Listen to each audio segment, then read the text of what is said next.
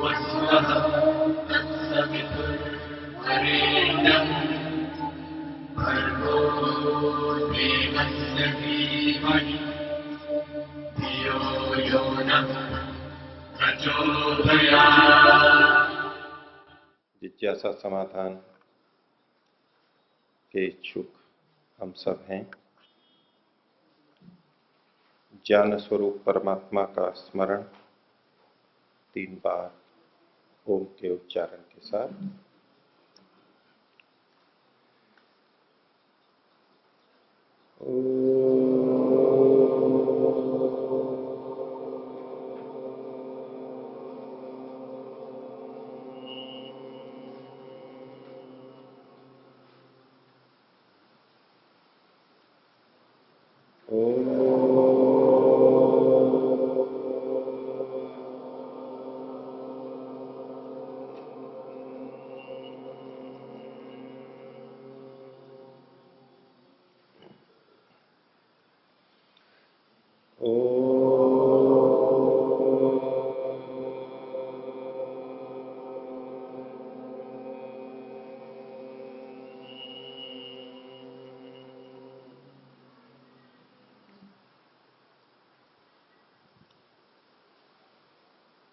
सभी आदरणीय धर्म प्रेमी सज्जनों, जिज्ञासा समाधान के क्रम को मैं सीधा प्रारंभ करता हूं। शंका है, प्रश्न है, ईश्वर निर्विकार है तो विकारी कौन है, जीव या प्रकृति या दोनों?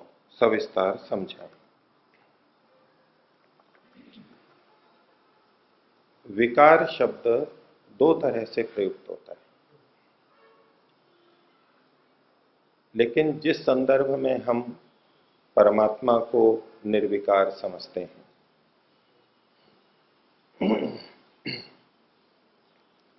विशेष रूप से प्रातःकाल की उपासना में जब परमात्मा को निर्विकार इस शब्द से संबोधित करते हैं और अपने को निर्विकार करने का प्रयास करते हैं, उस संदर्भ में ये प्रश्न उठा होगा। तो उस दृष्टि से अविद्या से जो युक्त होता है, मिथ्या ज्ञान से, ये उसका विकार है, यानी दोष है, विकृति है। राग और द्वेष, ईर्ष्या, मोह, क्रोध, लोभ इत्यादि जो ये विकार हैं, दोष हैं, पक्षपात, पूर्वाग्रह इत्यादि, ये परमात्मा में नहीं होते हैं, इसलिए उसको निर्विकार कहते हैं। और इस दृष्टि से प्रश्न को देखा जाए कि फिर विकारी कौन है, तो उसका उत्तर है आत्मा, जीवात्मा। प्रकृति तो चूंकि जड़ है, उसमें चेतना नहीं है, इसलिए उसमें न राग हो सकता है, न द्वेष हो सकता है, न अविद्या हो सकती है, न मोह हो सकता है, न पक्षपात हो सकता है। तो विकार का जब ये पहला अर्थ हम लेते हैं, पहले दृष्टि से देखते हैं, तो परमात्मा निर्विकार है और विकारी आत्मा है, जीवात्मा है। प्रकृति इस दृष्टि से विकारी नहीं है। अब विकार का दूसरा अर्थ, जिसमें परिवर्तन होता है, परिणमन होता है, बदलाव होता है स्वरूप में, उस दृष्टि से भी परमात्मा निर्विकार है, वो नित्य है और यथावत रहता है। और इसी दृष्टि से देखें तो आत्मा भी निर्विकार है, अपरिणामी है, उसमें बदलाव नहीं होता है, परिवर्तन नहीं आता है, उससे कोई नई चीज बनती नहीं है। संस्कृत में ये विकार शब्द, उदाहरण देके मैं बताऊं, गन्ने से, इक्षु से जो चीजें बनती हैं उन सबको इक्षु विकार बोलते हैं। तो गन्ने से क्या क्या बनता है? गुड़ बनता है, खांड बनती है, मिश्री बनती है, जो भी बनते हैं, इन सब को इक्षु विकार बोलते हैं। अब यहां विकार का मतलब वो नहीं है जैसे कोई घृणित चीज हो, गंदी चीज हो, हानिकारक चीज हो, ये मतलब नहीं है।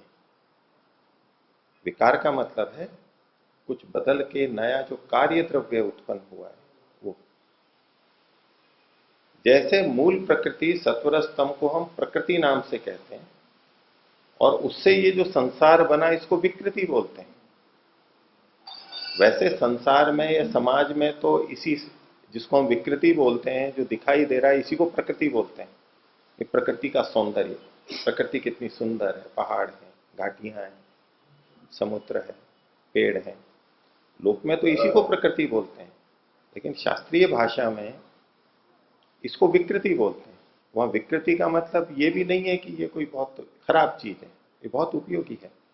वहां विकृति का मतलब होता है जैसे गन्ने से उसका रस, गुड़ आदि बनते हैं, उसको इक्षु विकृति बोलते हैं। दूध से जितने पदार्थ बनते हैं उनको दुग्ध विकार बोलते हैं, दुग्ध विकृति बोलते हैं। दूध से दही भी बनता है, छाछ भी बनती है, घी भी बनता है, ये सब बहुत शुद्ध चीजें, अच्छी चीजें हैं। मिठाई बनती है, पेड़े बनते हैं, श्रीखंड आदि बनते हैं, इन सब को दुग्ध विकार कहा जाता है। तो इस दृष्टि से विकार का अर्थ है जो चीज बदलती है, परिवर्तित होकर बनी है। तो परमात्मा परिवर्तित होकर कुछ और बन जाता हो, उससे कोई और चीज उत्पन्न होती हो, कार्य द्रव्य बन जाता हो, ऐसा नहीं होता। इस दृष्टि से भी परमात्मा निर्विकार है। और इस दृष्टि से देखें तो जीवात्मा भी निर्विकार है, उससे भी कोई नई चीज बनती नहीं है। जैसे मिट्टी से घड़ा बनता है, ऐसे आत्मा या परमात्मा से कुछ बनता नहीं है। हाँ, मूल प्रकृति जो है सत्वर स्तंभ, इससे समस्त संसार बनता है, यानी महत्त्व, अहंकार, 11 इंद्रियां, तन्मात्राएं, भूत, और फिर पंच भौतिकी जगत जो हमें दिखाई दे रहा है अथवा अदृश्य भी है। तो अब मैं निर्विकार का देखें, इनका प्रश्न था कि ईश्वर निर्विकार है तो विकारी कौन है। प्रथम अर्थ में जीव निर्विकारी है और प्रकृति भी निर्विकार है। और दूसरे अर्थ की दृष्टि से देखें तो प्रकृति विकारी है, परमात्मा और आत्मा निर्विकार। दूसरा प्रश्न है आत्मा के लक्षण में भय आता है कि नहीं। आत्मा के जो लक्षण प्रातःकाल देखे, सुख दुख, इच्छा द्वेष, प्रयत्न और ज्ञान। तो प्रश्न अच्छा है कि इनको लगा आत्मा को तो भय भी लगता है, तो भय आत्मा का लक्षण नहीं है क्या, और किसका लक्षण है। या तो शास्त्र में वैसे आत्मा के जो लक्षण बताए उसमें कहीं भय शब्द लिखा हुआ नहीं है। न्याय दर्शन में भी, वैशेषिक दर्शन में भी, उसको महर्षि दयानंद ने सत्यार्थ प्रकाश में भी लिखा है, वहां भय शब्द नहीं लिखा है। इसी तरह से सत्यार्थ प्रकाश में आत्मा की 24 शक्तियां गिनाई हैं, उसमें भी भय शब्द नहीं लिखा है। जो 24 शक्तियां हैं उसमें भय नहीं लिखा है। वहां एक भीषण शब्द तो है, उस भीषण का मतलब है दूसरों को डराने वाला। भय ये धर्म नहीं है वो। तो इनका प्रश्न है कि भय आत्मा का लक्षण है या नहीं है।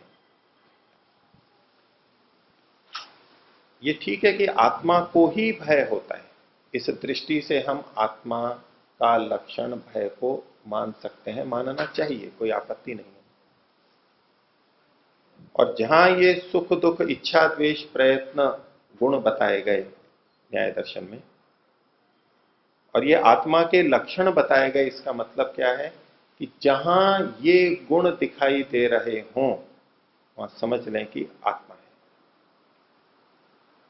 इन गुणों की उपस्थिति देख करके आत्मा का ज्ञान होता है, ये उसका लक्षण हुआ। लक्षण का मतलब संकेतक, जिससे आत्मा का ज्ञान होता है, आत्मा का पता लगता है कि आत्मा है। यहां पर माइक के अंदर सुख दुख, इच्छा द्वेष, प्रयत्न, ज्ञान नहीं मिल रहे हैं तो हम कह सकते हैं आत्मा नहीं है। ये सजीव नहीं है, जड़ है। तो जहां जहां सुख दुख इच्छा द्वेष प्रयत्न ज्ञान मिलते हैं वहां आत्मा का अनुमान होता है इन गुणों के माध्यम से। तो इस दृष्टि से देखें तो जहां जहां भय है वहां वहां जीवात्मा है, ये हम निश्चित कह सकते हैं। मृत शरीर में कभी भय नहीं होगा, जड़ वस्तु में कहीं भय नहीं होगा, और परमात्मा में भी कभी भय नहीं होगा। जहां जहां भय दिखाई दे तो ये आत्मा का लक्षण माना जा सकता है। अगला प्रश्न, ध्यान काल में अन्य मत पंथ वाले ध्यान करते समय कहते हैं कि मन को खुला छोड़ देना, जो भी विचार आवे उसको आने दें, या ऐसे भी कहते हैं कि अपने अपने देवी देवताओं का ध्यान करें, तो ये कहां तक उचित है? तो पहला भाग है कि मन को खुला छोड़ दें, जो विचार आए उसे आने दें। तो वैदिक दृष्टि से अष्टांग योग, जो कि वैदिक परंपरा का साधना का ध्यान का ग्रंथ है, वहां कहीं इस तरह से नहीं लिखा है कि मन को खुला छोड़ दें।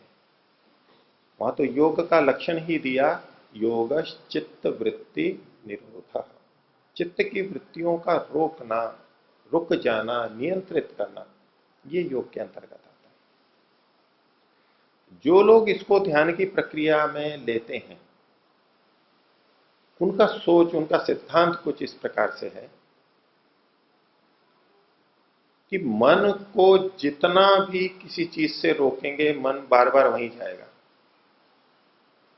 जैसे बच्चे को कहीं से रोको तो वो बार अवश्य उसको देखेगा, उसको जानेगा, जिससे रोकेंगे वहां ज्यादा जाएगा। ऐसे ही मन को जिस विषय से हटाएंगे उस विषय में वो अधिक जाएगा, एक सामान्यतः देखा जाता है। तो उन्होंने कहा कि ऐसे तो मन रुकता नहीं है, कितना ही रोकने का प्रयास करो, जिस चीज को रोकने का प्रयास कर रहे हैं उस चीज का स्मरण साथ में होता ही है, मन वहां से कैसे हटे? तो उससे निराश होकर इन लोगों ने दृष्टि दी कि जो विचार आता है आने दो। ये वैदिक दृष्टि से ठीक नहीं। लेकिन इसका एक पक्ष है, ये भी एक साधना का अंश है भिन्न अर्थों में। यदि हम एकांत में बैठ करके, एकाग्र होकर के अपने अंतर्मन को पढ़ना चाह रहे हैं कि मेरे अंदर कैसे कैसे संस्कार हैं, तो ये उपयोगी है। लेकिन इसको उपासना नहीं कहेंगे। हम बैठे, बाहर से अपने को रोका, और अब विचार उठ रहे हैं तो हमें पता लगता है कि मेरे संस्कार कैसे हैं। जैसे संस्कार हैं उस तरह की वृत्तियां उठेंगी, विचार आएंगे। तो अपने आप को समझने के लिए, मन को जानने के लिए ये प्रक्रिया अपनाई जाए तो कोई आपत्ति नहीं है, वेद विरुद्ध नहीं है, शास्त्र विरुद्ध नहीं है। लेकिन ध्यान यानी उपासना और अष्टांग योग वाला ध्यान ये नहीं कहला सकता। और ध्यान का लक्षण दिया, तत्र प्रत्ययिकतानता ध्यानम। प्रत्यय यानी ज्ञान, विचार, उसकी एकतानता, बिल्कुल एक ही विषय बना रहे, इसे ध्यान कहते हैं। और ये जो खुला छोड़ने वाली बात है उसमें तो कभी ये विषय आ रहा है, कभी वो आ रहा है, कभी ये आ रहा है। 10 मिनट में 20 50 विषय आएंगे, तो ये प्रत्यय की एकतानता नहीं है। तो योग दर्शन और हमारे प्राचीन शास्त्रों में ध्यान का जो लक्षण दिया गया ये उसमें नहीं घटता है। लेकिन इस प्रक्रिया का हम कुछ लाभ उठा सकते हैं, इसलिए वो लोग ध्यान के नाम से जब ये कराते हैं तो कुछ लोगों को उसमें लाभ दिखता है। दूसरा जो देवी देवताओं का कहा, इसको भी यदि उपासना के रूप में कर रहे हैं तो ये बिल्कुल गलत है। उपास्य केवल परमात्मा निराकार वही होना चाहिए। लेकिन इसको दूसरे संदर्भ में बोल रहा हूं। देवी देवता का मतलब यदि हम हमारे पूर्व महापुरुषों को लें, महात्माओं को लें, त्यागियों को लें, वीतरागों को लें, तो इनका स्मरण भी चित्त की स्थिति को बनाने में सहायक बनता है। जैसे कि हम महर्षि दयानंद के विरक्त स्वरूप का स्मरण करें तो हमारे अंदर वो भाव आता है। महापुरुष के जो गुण हैं वो महापुरुष के स्मरण से आते हैं, अंदर विचार में आते हैं और हमारी स्थिति बनती है, हम प्रभावित होते हैं। और इसके लिए योग दर्शन में एक सूत्र भी दिया, चित्त को एकाग्र करने के कई उपाय बताए, उसमें एक उपाय बताया, वीतराग विषयम वा चित्तम, वीतराग विषयम वा चित्तम। मन की स्थिति बनाने के लिए वीतराग के विषय में अपने मन को लगाए। वीतराग मतलब जिनका राग बीत चुका है, समाप्त हो गया है, राग से जो ऊपर उठ गए हैं, वैरागी बन गए हैं, ऐसे महापुरुषों पर भी अपने मन को एकाग्र किया जा सकता है। ये अपनी मानसिक स्थिति बनाने की एक प्रक्रिया है, लेकिन मैं फिर कहूं कि इसको उपासना मत समझें बिल्कुल भी, ये उपासना नहीं है। तो यदि देवी देवता का मतलब ऐसा लें थोड़ा ठीक अर्थ में, तो एक अंश में ये उपयोगी है, लेकिन जो लोक में प्रचलित है वो देवी देवता को ही परमात्मा मानते हैं, वो कभी नहीं करना चाहिए, वो गलत है। अगला प्रश्न, दृष्टा दृषि मात्र शुद्धोपि प्रत्ययानुपश्य। एक योग दर्शन का सूत्र इन्होंने लिखा, दूसरे पाद का 20वां सूत्र है। तो इसमें कहा योग दर्शन में जीवात्मा को शुद्ध कहा है। ये शुद्धता क्या है आत्मा की? सूत्र है दृष्टा दृषि मात्र। दृष्टा यानी देखने वाला, आत्मा के लिए कहा यहां पर। दृषि मात्र केवल दर्शन शक्ति से युक्त है, शुद्ध देखने वाला है, दृषि मात्र है। आगे कहा शुद्धो भी प्रत्ययानुपश्य, वो शुद्ध होते हुए भी प्रत्यय यानी ज्ञान का, अनुपश्य पीछे पीछे देखता है, जानता है। ये वो प्रकरण है कि आत्मा बुद्धि में स्थित विचार को जानता है। बुद्धि में जो ज्ञान आया उसको आत्मा जानता है। बाह्य ज्ञानेंद्रियों से जो संकेत अंदर गया, और आत्मा कहां देखता है, कहां जानता है? बुद्धि को जानता है। अंत में बुद्धि में भिन्न भिन्न विचार आ रहे हैं तो उसमें परिवर्तन हो रहा है, सत्वर स्तंभ की स्थिति ऊंची नीची हो रही है। तो उसको जो जानने वाला आत्मा है, तो क्या उसमें भी परिवर्तन आ रहा है? जैसे कि हम दूरदर्शन देखें, टेलीविजन देखें, उसके स्क्रीन में अलग अलग चित्र आ रहे हैं, तो अलग अलग जो उसमें विद्युत के कण हैं वो प्रकाशित हो रहे हैं, कभी कोई रंग, कभी कोई रंग, कभी कुछ, तो परिवर्तन हो रहा है लगातार। ऐसे ही आत्मा बुद्धि को देखता है, अंदर बुद्धि से जानता है। उसका सबसे निकट का साधन बुद्धि है, और बुद्धि में अलग अलग विचार आ रहे हैं, शब्द स्पर्श रूप रस गंध और बहुत सारे विषय जो भी हम ज्ञानेंद्रियों से अंदर प्राप्त करते हैं। उन परिवर्तनों के, उन विचारों के कारण से बुद्धि में निरंतर परिवर्तन हो रहा है, सत्वर स्तंभ की स्थिति बदल रही है। ये स्वीकार करते हुए ये प्रश्न उठता है कि जब आत्मा उस बुद्धि को जान रहा है, कभी शब्द, कभी रूप, कभी किसी व्यक्ति को, कभी किसी पुस्तक को, तो इन सबको जानते हुए क्या आत्मा में परिवर्तन नहीं होता है? उसमें भी तो बदलाव आना चाहिए जैसे बुद्धि में आ रहा है। इस प्रश्न की संभावित स्थिति को हटाने के लिए, इसके उत्तर के लिए सूत्र में कहा दृष्टा दृषि मात्र शुद्धो भी प्रत्ययानुपश्य। आत्मा बुद्धि में स्थित प्रत्यय को, विचारों को जानता है, लेकिन शुद्धो भी, शुद्ध रहता हुआ भी। आत्मा इन सबको जानता है, लेकिन आत्मा में परिवर्तन नहीं होता स्वरूपता। बुद्धि में भी ये सब सूचनाएं जाती हैं, लेकिन उसमें परिवर्तन होता है, वो परिणामी है।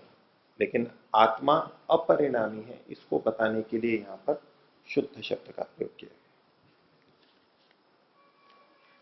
अगला प्रश्न, स्वामी दयानंद ने हमें वर्ण उच्चारण शुद्ध हो इसलिए वेदांग प्रकाश लिखा, और स्वामी जी ने मंत्र उच्चारण में क्वम का उच्चारण करना निषेध किया, लेकिन कई विद्वान मंत्र पाठ में क्वम का प्रयोग करते हैं, तो उक्त उच्चारण कैसे होता है? वैसे ये विषय कल आएगा आपके सामने, जब यज्ञ से संबंधित विषय कल मेरे को दिया गया है। तो उच्चारण में भी हम कुछ चिन्ह देखते हैं। एक, जैसे कि सर्वम वै पूर्णम स्वाहा, वो पूर्ण ग्वम यहां पर बोलते हैं। चंद्र बिंदु होता है, आधा चांद, ऊपर बिंदु और नीचे एक हलंत जैसी रेखा होती है। ये अनुस्वार का ही परिवर्तित रूप है, लेकिन ये कम मात्रा में बोला जाता है। इसका नाम ग्वम है, इसको दीर्घ ग्वम बोलते हैं, दीर्घ। और एक और ग्वम होता है जो आपने दूसरे ढंग से देखा हो, कि एक तरफ गोल घुंडी, फिर नीचे आकर के घूम करके फिर एक और घुंडी, जैसे कि सांप के ऊपर बना देते हैं कहीं, ऐसा, उसे भी ग्वम बोलते हैं। ये भी अनुस्वार का ही परिवर्तित रूप है। अनुस्वार यानी बिंदी जब के पिल्ला लगाते हैं, इसको ह्रस्व ग्वम बोलते हैं। तो इनका नाम है ग्वम, लेकिन इनका उच्चारण ग्वम की तरह ग्वम शब्द से नहीं होता है।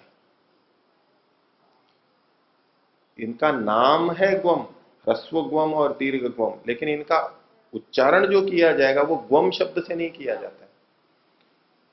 सामान्य रूप से समझने के लिए यूं समझें कि जिस प्रकार से अनुस्वार का उच्चारण किया जाता है, उसी प्रकार से इनका भी उच्चारण होता है, लेकिन इनकी थोड़ा सा उच्चारण में भेद है, वो सूक्ष्मता अधिक है, थोड़ा कम मात्रा में होता है। सर्वम वै पूर्णं स्वाहा, ऐसे बोल दीजिए। अंतरिक्षम शांति, अंतरिक्षं शांति, थोड़ा लगभग अनुस्वार जैसा उच्चारण इसका कर लेना चाहिए, लेकिन ग्वम शब्द ठीक नहीं है। ग्वम बोलना, सर्वम वै पूर्ण ग्वम स्वाहा, ये जो उच्चारण है ये ठीक नहीं है। अगला प्रश्न,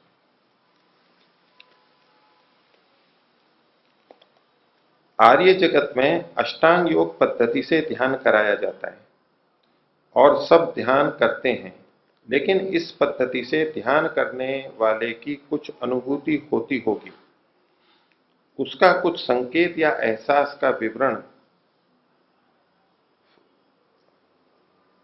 बताएं। कुछ नया शब्द, कुछ और शब्द लिखा है। प्राय ध्यान साधना करते समय बहुत सी सिद्धियों का भाव मन में रहता है, ऐसा करेंगे तो ये होगा होगा, वो होता है नहीं होता है, उसको एक बार अलग रख दीजिए। लेकिन अष्टांग योग के करने से क्या क्या होता है, कुछ चीजें तो बहुत स्पष्ट हैं और सभी को ये पता लगती हैं, कोई भी करेगा,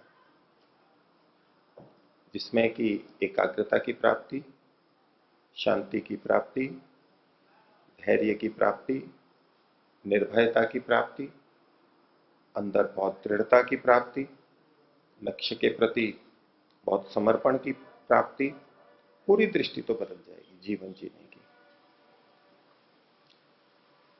इस धारा के विपरीत जो व्यक्ति हैं, जो कभी हमारा हास्य करते हों, हमें विचित्र समझते हों, उन सबको सहने की सामर्थ्य व्यक्ति की बढ़ती है, निर्विकारता आती है, पवित्र होता है व्यक्ति।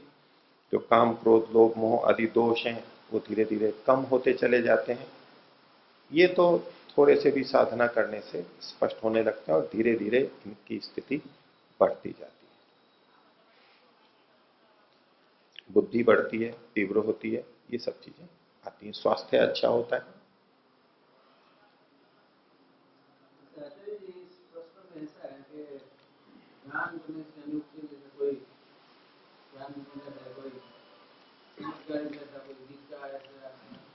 उसके लिए मैंने इसीलिए सबसे पहले आपको ये बात कह दी थी कि ऐसा समझते हैं, आपकी पृष्ठभूमि ये हो सकती है कि कोई चमत्कार है, आश्चर्यजनक चीज है। प्रकृति और सृष्टि क्रम के विरुद्ध कोई भी बात हो वो स्वीकार नहीं करनी चाहिए। ये प्रमाणों की जो हमारी कसौटी है सत्य असत्य के निर्णय की, उसमें एक कसौटी महर्षि ने ये भी दी है, जो सृष्टि क्रम और प्रकृति के विरुद्ध हो वो ठीक नहीं है, और वो हमारा लक्ष्य भी नहीं होना चाहिए।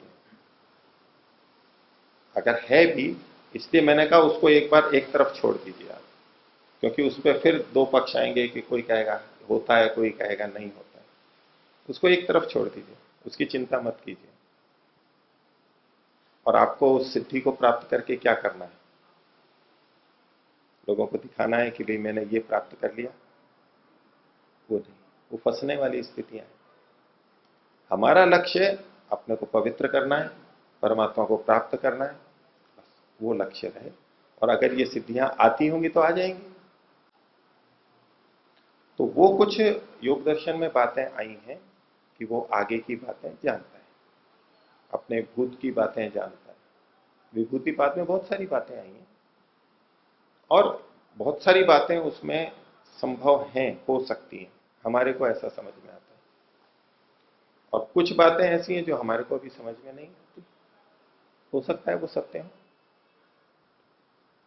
हम तो यहां तक कहते हैं या स्वीकार करते हैं कि परमात्मा भी कौन सा जीव भविष्य में क्या करेगा इसको नहीं जानता है। क्या क्या कर सकता है ये तो जानता है, लेकिन कब क्या करेगा इसको तो परमात्मा भी नहीं जानता है। तो ऐसी चीजों को तो आत्मा के संदर्भ में तो बिल्कुल छोड़ ही देना चाहिए। हाँ, भविष्य की बहुत सारी बातें हैं जो आप भी जानते हैं, मैं भी जानता हूं। प्रातःकाल 6:30-7 बजे सूर्य उगेगा, हम सब जानते हैं। आप और हम वृद्ध होंगे, मरेंगे, जानते हैं। इस तरह की चीजें तो बहुत सी कह सकते हैं, और परमात्मा ऐसी बहुत सारी बातें जानता है। भविष्य में ये होने वाला है, इंजीनियर बता सकता है ये मकान, ये पुल कितने साल में जाने वाला है, इसकी आयु लगभग कितनी है। तो जिस क्षेत्र में जो हो वो उस तरह की बातें, वो भी नियमों को जानने के आधार पर कह सकते हैं। अगला प्रश्न, व्यक्ति मृत्यु के पश्चात कितने समय बाद अगले जन्म को प्राप्त करता है? महर्षि दयानंद के प्रमाण के अनुसार, जो कि उन्होंने यजुर्वेद के 39वें अध्याय में, जो कि अंत्येष्टि संस्कार से संबंधित है, उसमें मंत्र हैं, और मृत्यु के बाद आत्मा कैसे कैसे जाता है, वहां छठे मंत्र में उन्होंने 12 चीजें गिनाई हैं।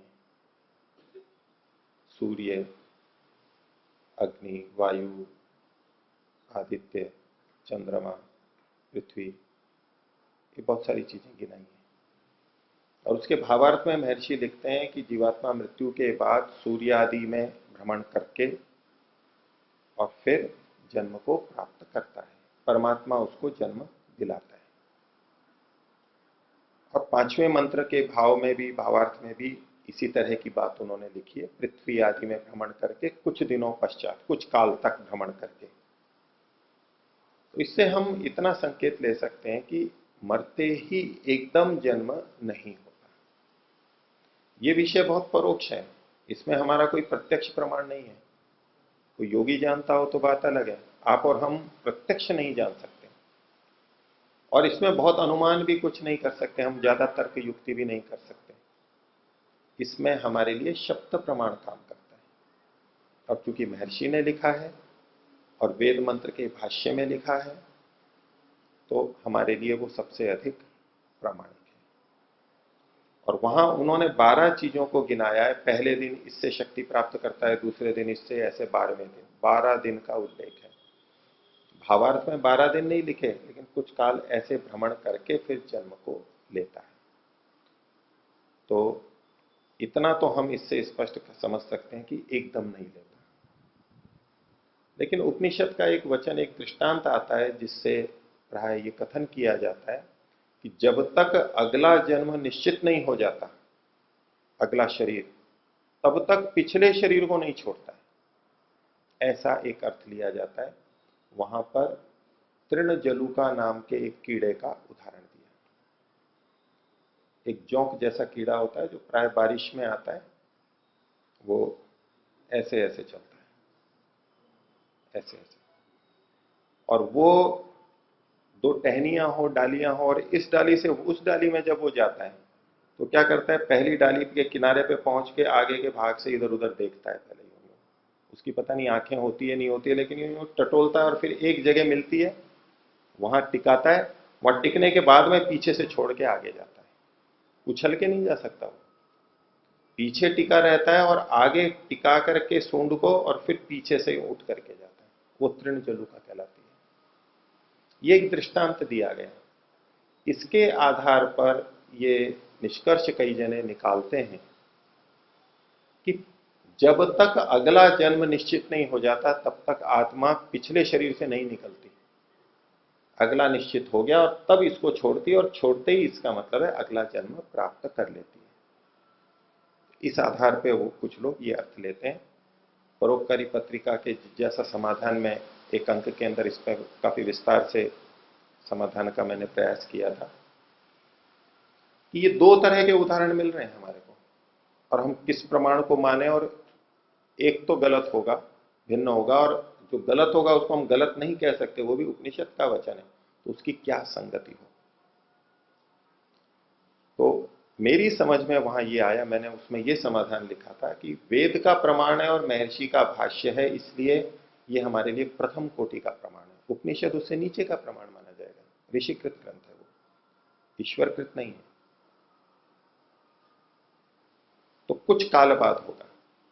तो लेकिन ये जो तृणजलुका वाला उदाहरण दिया, इसको कैसे समझें, ये इस उदाहरण से क्या समझाना चाहते हैं।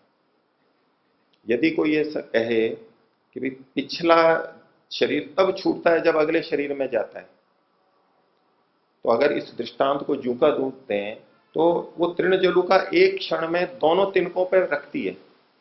एक क्षण ऐसा होता है जब दूसरी जगह टिकाती है, उस समय पिछला भी टिका होता है, भले ही अगले क्षण पीछा वाला उठाती है, लेकिन एक क्षण वो आता है जिस समय दोनों जगह वो टिकी रहती है। यदि इस दृष्टांत को हम देखें तो अणुस्वरूप आत्मा इस शरीर में भी हो, एक टांग उधर हो और दूसरा उसका छिरा वहां हो, ये तर्क युक्ति से विपरीत है, इसलिए ये अर्थ तो हम ले नहीं सकते। लेकिन इसका दूसरा तात्पर्य क्या है कि पिछले के आधार पर वो अगले जन्म को प्राप्त करता है। यदि तृणजलुका का पिछला आधार न हो, वो टिकी भी नहीं हो, तो अगले तिनके पे नहीं जा सकती, वो गिर जाएगी नीचे। अर्थात पिछले आधार पर वो अगली जगह जा पाती है। तो हम भी हमारे पिछले आधार से, अर्थात ज्ञान और कर्म के आधार पर, ज्ञान कर्मणि समन्वय भेद उपनिषद का वचन है, हमारे साथ क्या जाता है, हमारे कर्म जाते हैं अच्छे बुरे, पाप पुण्य कर्माशय, और ज्ञान यानी संस्कार वो साथ में जाता है। ज्ञान मतलब ज्ञान और अज्ञान दोनों, ये हमारे साथ में जाते हैं, यही हमारी संपत्ति होती है अगले जन्म के लिए। तो अपने पिछले जन्म के कर्म और ज्ञान के आधार पर हमें अगला जन्म मिलता है। इसको समझाने के लिए तृणजलुका का उदाहरण ग्रहण करना चाहिए। तो अब कोई विरोध नहीं होगा इसमें। उपनिषद का वचन भिन्न अर्थों में है, भिन्न बात को बता रहा है, और कुछ दिनों के बाद में भ्रमण करके जन्म मिलता है, ये महर्षि का सीधा सीधा वचन है। लेकिन इसमें थोड़ी बात और हम विचार कर सकते हैं, जोड़ सकते हैं। एक तो ये हम कहें कि 12वें दिन जन्म हो ही जाता है, 12 दिन भ्रमण करते हैं तो 12वें दिन या 13वें दिन हो जाता है। तो क्या हर आत्मा का 13वें दिन जन्म हो ही जाएगा, ये कहना कठिन है। ये 12 दिन तो रहता होगा, ये मान लिया, लेकिन जन्म लेने के लिए बहुत सारी परिस्थितियां परमात्मा के हाथ में नहीं होती हैं, वो जीवों के हाथ में होती हैं। गर्भाधान जब होगा तभी तो कोई जीवात्मा वहां जाएगा। तो उस आत्मा के अनुकूल जो शरीर है, जहां पहुंचना है उसको, जिस परिवार में पहुंचना है, जिस मां के गर्भ में पहुंचना है, वहां वो अनुकूल स्थिति जब बनेगी तब वहां पर परमात्मा भेजेगा। तो उसमें समय भी लग सकता है, ये संभावना भी हम मान करके चलना चाहिए। केवल 12वें और 13वें दिन ही जन्म हो जाता है ऐसा निश्चित ना करके, लेकिन 12-13 दिन वो भ्रमण करता है, इतना हमें अवश्य महर्षि के वचनों से वेद भाष्य से पता लग जाता है। अगला प्रश्न, जीवात्मा एक शरीर को छोड़कर दूसरे शरीर में प्रवेश करता है तो पहले माता के शरीर में जाता है या पिता के शरीर के अंदर प्रवेश करता है? इसमें भी हमारे पास प्रत्यक्ष प्रमाण तो कुछ है नहीं, हम जान नहीं सकते इस बात को, लेकिन महर्षि के कुछ वचनों से और कुछ तर्क प्रमाणों से हम इस विषय में निर्णय की ओर जा सकते हैं। 100% तो पूरा नहीं कह सकते, लेकिन लगभग कह सकते हैं। तो महर्षि ने 2-3 जगह पे इस बात को कई जगह पे लिखा है। जैसे ये मृत्यु के बाद का 39वें अध्याय का है, उसमें भी लिखा है, इन सब में भ्रमण करा करके गर्भ में, माता के गर्भ में शरीर को धारण कराता है, जन्म कराता है। अर्थात नया जीव जब प्रारंभ हो रहा है तो परमात्मा उस आत्मा को उस स्थान पर भेजता है। ये एक सबसे अधिक तर्क और युक्ति संगत प्रतीत होता है। हम ये नहीं कह सकते कि वो माता के शरीर में जाता है, फिर माता के डिंब में यानी डिंबाणु पे, ओवम में आता है और फिर जीव बनता है। और न पुरुष के लिए कहा जा सकता है कि वो शुक्राणु में आता है, और शुक्राणु भी लाखों करोड़ों होते हैं, उनमें से किस में आता है या किसी एक में गया, उस आत्मा वहां उसमें रह करके आत्मा डिंबाणु से संसर्ग करता है, समूर्छन होता है, फर्टिलाइजेशन होता है, फिर एक कोशिका बनती है।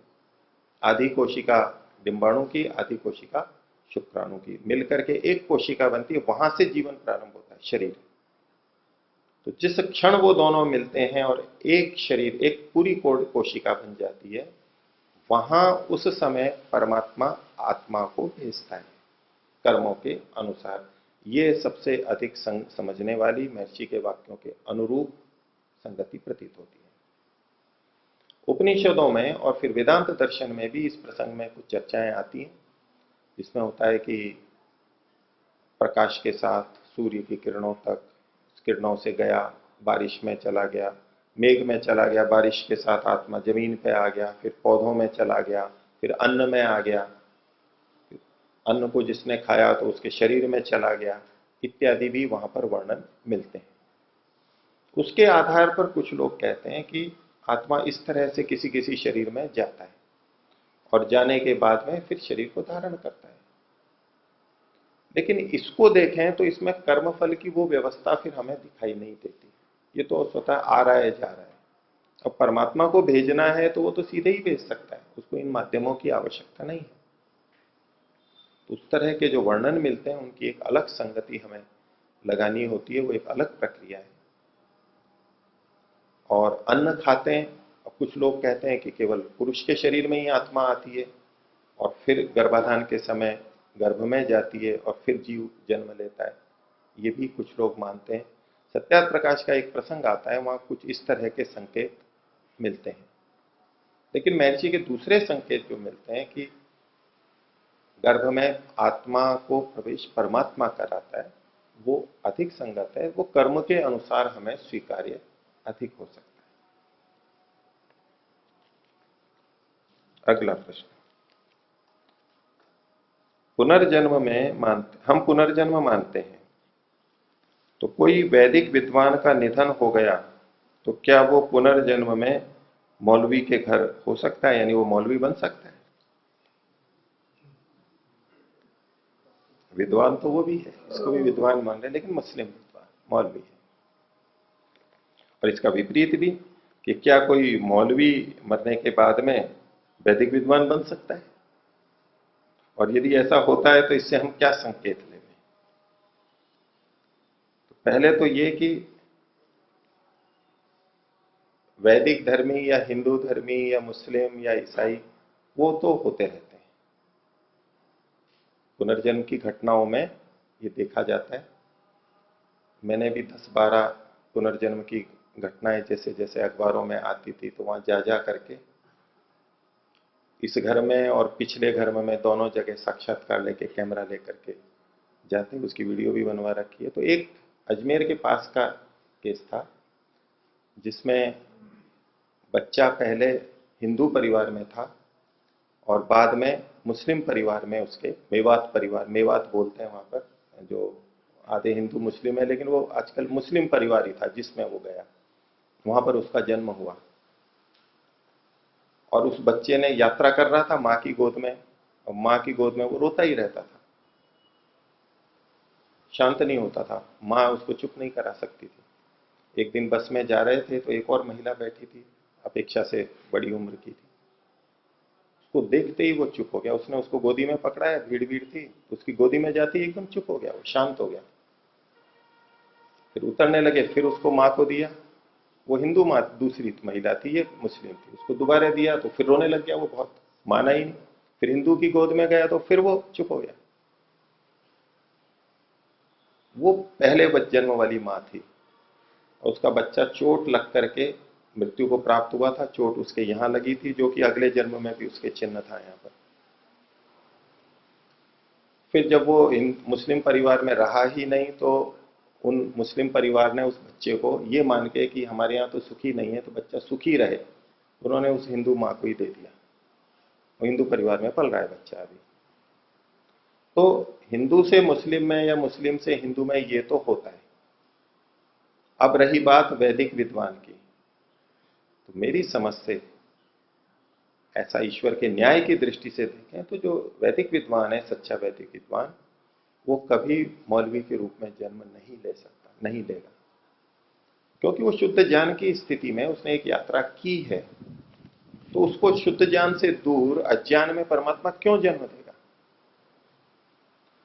हाँ, इसके विपरीत हो सकता है, कोई मौलवी का जन्म वैदिक विद्वान के रूप में हो जाए, तो मौलवी होते हुए भी उसने आचरण अच्छा रखा हो, जीवन अच्छा जिया हो, अन्यायी अत्याचारी नहीं हो, तो उसके उन शुभ कर्मों के कारण से उसको वैदिक धर्म के निकट लाया गया हो, ये हो सकता है। हाँ, कोई वैदिक विद्वान अगर ठीक नहीं है, उसके कर्म बुरे हैं, तो उसको वैदिक धर्म से दूर तो ले जा करके दंड दिया जा सकता है परमात्मा के द्वारा उस रूप में। लेकिन जो ठीक वैदिक विद्वान है, उसका पतन क्यों होगा? वो वैदिक धर्म से और वेद से दूर क्यों जाएगा? ऐसा नहीं होना चाहिए। अगला प्रश्न, जब जीवात्मा मोक्ष में जाता है उस समय कर्म फल शेष रहते हैं या नहीं रहते?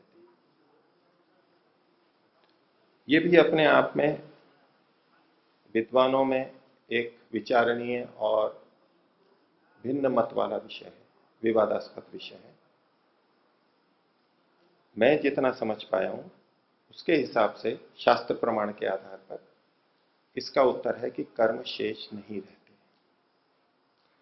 अभी पीछे दो गोष्ठियां हुई, उन दो जगह मैंने इसी पत्र को रखा, उसमें दर्शनों के प्रमाण दिए, तर्क युक्ति भी, और कर्म शेष रहते हैं इसका कोई प्रमाण दूसरे पक्ष से भी पूछा। एक वैदिक विद्वत परिषद की बैठक हुई थी पंचकूला हरियाणा में पिछले साल, संभवतः जुलाई में, और दूसरी बैठक वानप्रस्थ साधक आश्रम में फरवरी में हुई थी। वैदिक आध्यात्मिक न्यास एक संगठन है, उसकी बैठक का एक सत्र का विषय यही रखा था। उसमें भी मैंने ये विषय रखा और उसमें 4-5 दर्शनों के प्रमाण दिए, अन्य युक्ति तर्क दिए, और विपक्ष में कोई प्रमाण नहीं है कि कर्म शेष रहते हैं इत्यादि। तो मेरी समझ से तो वहां भी दोनों ही गोष्ठियों में इस पक्ष के खंडन में कोई प्रमाण ठोस नहीं आ पाए। जो कुछ बातें कहीं उसका समाधान भी प्रस्तुत किया मैंने। तो इन शास्त्र प्रमाण के आधार पर, युक्तियों के आधार पर यह सिद्ध होता है कि मुक्ति में जाने से पहले सभी कर्म समाप्त हो जाते हैं।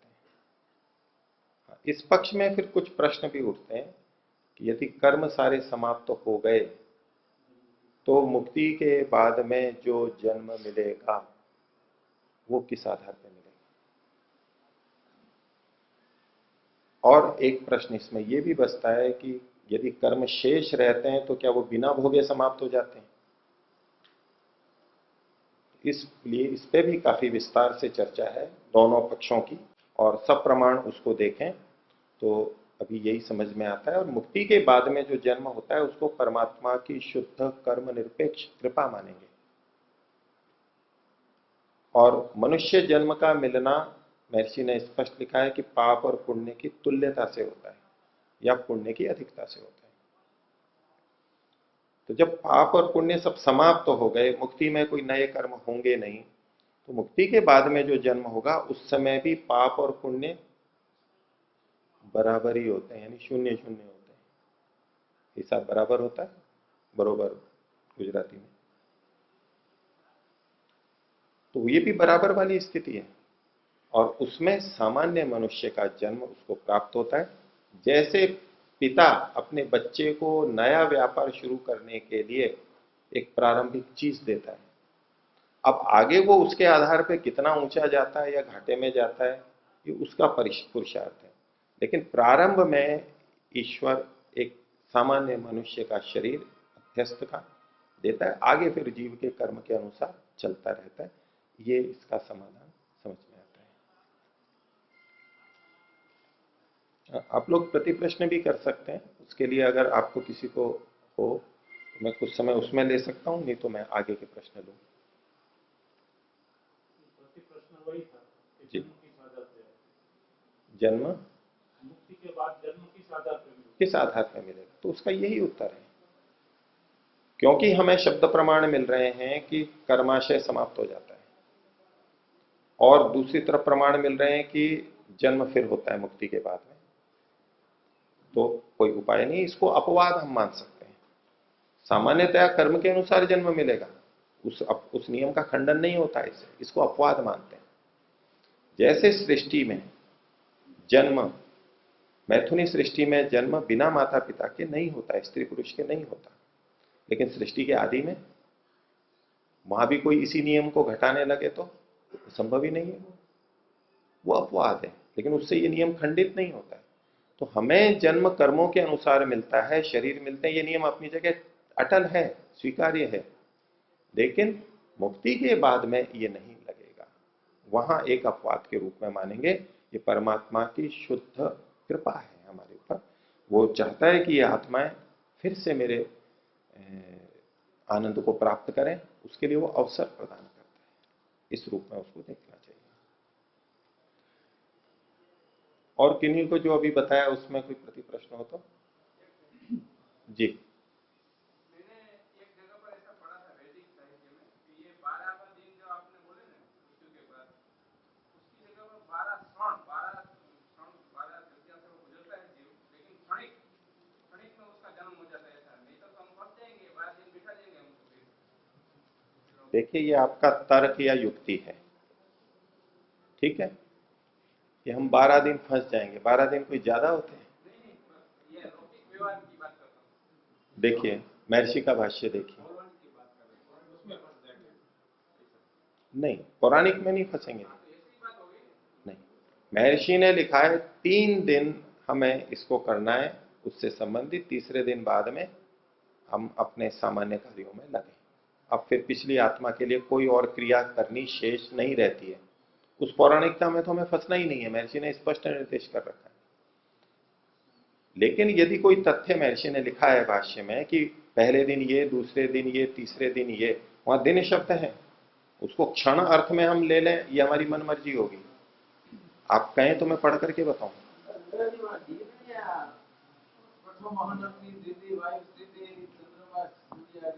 जी हाँ, तो अहन का मतलब दिन होता है। जी हाँ, महर्षि का भाष्य देखो। हे मनुष्यों, इस जीव को शरीर छोड़ने के पहले दिन सूर्य, दूसरे दिन अग्नि, तीसरे वायु, चौथे महीना, पांचवें चंद्रमा, छठे वसंतादि ऋतु, सातवें मनुष्यादि प्राणी, आठवें बड़ों का रक्षक सूत्रात्मा वायु, नौवें में प्राण, 10वें में वरुण उदान, 11वें में बिजली और 12वें दिन सब दिव्य उत्तम गुण प्राप्त होते हैं। ये दिन शब्द लिखा है। और संस्कृत में भी आप देखेंगे अहन को लिखा है दिने, दिन में। इसलिए हम अपनी संगति के लिए युक्ति लगा के शब्द प्रमाण के विपरीत जाएं वो ठीक नहीं है। ये दिन है तो दिन है, लिखा है, ऋषि ने लिखा है।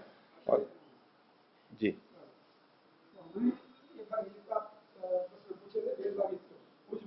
जी उसमें भी पता है जब मैं थोड़ा क्षण वाली पत्र के बारे में हमने प्रत्यक्ष पूछा था ना लेखा की थी उसमें वो क्षण यदि ऐसा क्षण में तो पार कर जैसे प्रकाश से जिंदा के झड़प है तो एक क्षण में निकल जाता है ऐसे उसमें पता कि ये 5 दिन के चक्कर था कितना अंतर का था वो कैसे क्षण उसमें बताया क्षण में मतलब किया। बैठिए।